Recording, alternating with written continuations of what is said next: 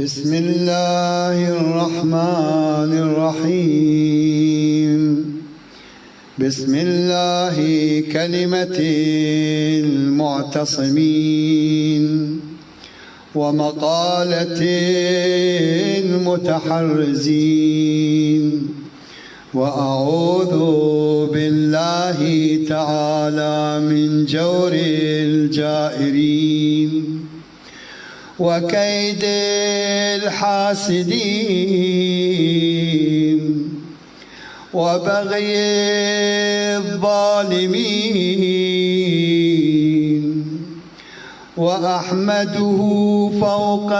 حمد الحامدين.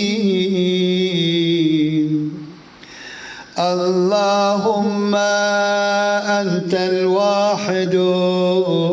بلا شريك،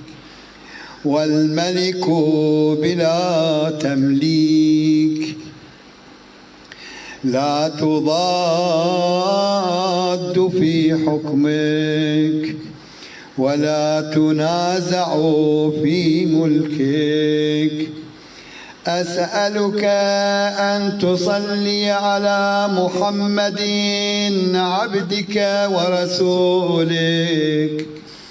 وأن توزعني من شكر نعماك ما تبلغ بي غاية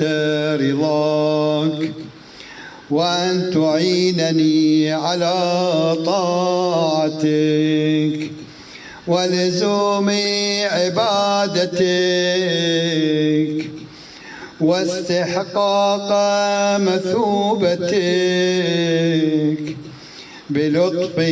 عنايتك،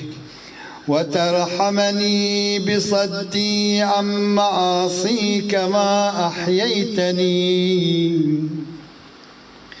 وتوفقني لما ينفعني ما أبقيتني، وأن تشرح بكتابك صدري وتحط بتلاوته وزري، وتمنحني السلامة في ديني ونفسي، ولا توحش بي أهل أنسي، وتتم إحسانك فيما بقي من عمري كما أحسنت فيما مضى منه يا أرحم